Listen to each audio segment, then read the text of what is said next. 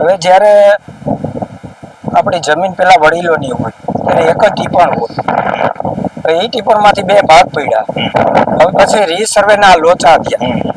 હવે રીસર્વેમાં લોચામાં આપણે રીસર્વેની વાંધાડ છીએ, પેટા ભૂમિ સીમાંકન આવ્યું, બરાબર. હું 2017 થી ઓછામાં ઓછી મેં કેટલી વખત 3 વખત તો મારી વાડીએ માપી ગઈ મારી જમીન, બરાબર. છતાંય હું એગ્રી નથી થયો. આ પછી પરમ દિવસે હું પાછી રીસર્વેની આજે ડીએલઆર માં આપીએ, ત્યાં આપવા પેલા કર્યું તો કે હજી અમારું રેકોર્ડ ચાલુ તમે કહો છો ને કે નથી લેવાતી, એ આપી એવા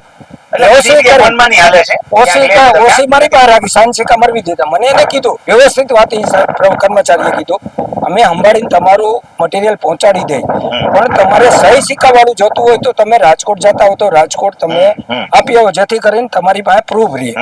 એટલે હું આપી આવ્યો, બરાબર. હું આપી આવ્યો એટલે જે લેનાર હતા કે તમે તો હર વખતે આવો છો, આટલો પરિચય થઈ ગયો. ધરાહાર મને ચા પાય મામલતદાર ઓફિસમાં હું કઈ વખાણ નથી કરતો. મેં આખો સ્ટાફ મામલતદાર નો ગયા વર્ષે સાહેબ ના કાર્યક્રમ પછી બધાને જમાડ્યા, ટીડીઓ ને આપ્યા હતા આમંત્રણ, જીબી ને આપ્યા હતા, પણ એ કારણોસર ન આવ્યા. રાજકીય પ્રતિનિધિઓને જમવાનું તકલીફ હતી, તમે હતા ને ખાલી ચા પાણી પીને વહી ગયા. આપણે કોઈ દાદ ધમકી થી કે નહીં, આપણે જ્યાં જવી જરૂર પડે ત્યાં આપણે ટૂંકમાં નમી પણ જવા સંબંધથી અને નીતિમત્તાથી અને નમીને કામ કરાવી લેવું જોઈએ. એટલે ખરેખર અને ખુશ થઈ થયા, બધા ખુશ થયા બહુ. હવે વસ્તુ આ હતી કે એમાં બે ભાગ પડ્યા, બે ભાગમાં રીસર્વે. રીસર્વે માં મારે જમીન દેવાની થાય, ટીપણ મુજબ મારે લેવાની થાય.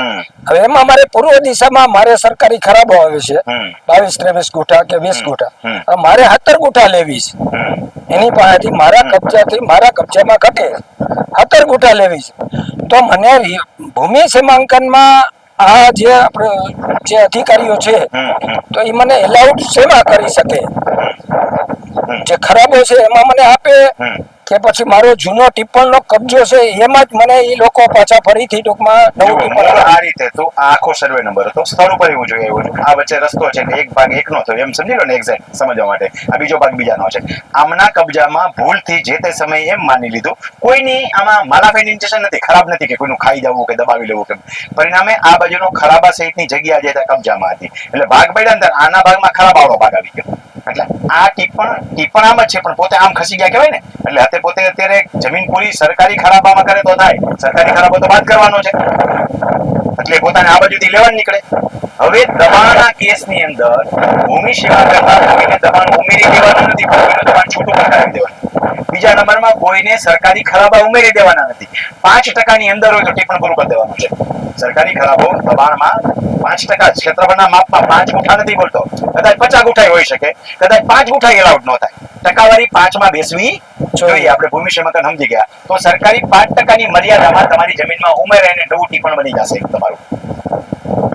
પણ 5% થી વધારેની મર્યાદા વાળું હોય તો એ 5% આપવાનું થતું નથી. એટલે 5% સુધી આપણે બેહાડી લેવાનું કામ કરીએ, જેથી કરીને આપણું એટલું ગુઠા જમીન જે છે તો રિકવર થઈ ગઈ. હવે વાત આવી દબાણ વાળાની, દબાણ વાળાની સમજાવી ઘટાવી અને એ ટીપણ જો એગ્રી થાય તો એ બેહાડી દેવાનું છે. નકર ટીપણ ઘટાડવાનું નથી, માપનું ક્ષેત્રફળ ઘટાડવાનું નથી. એ વિવાદ જે છે એ સક્ષમ અધિકારી રાહે દાદ મેળવી લેવાની છે. એટલે પહેલા તો એમએમસી કોર્ટમાં નાખવાની, જ્યાં સુધી અહીં થાય છે ત્યાં સુધી લાભ લે. એમએમસી કોર્ટ પછી ફરિયાદ જિલ્લા સમિતિને દઈ જ દેવાની. એ જે યોગ્ય નિકાલ કરે કદાચ થઈ જશે.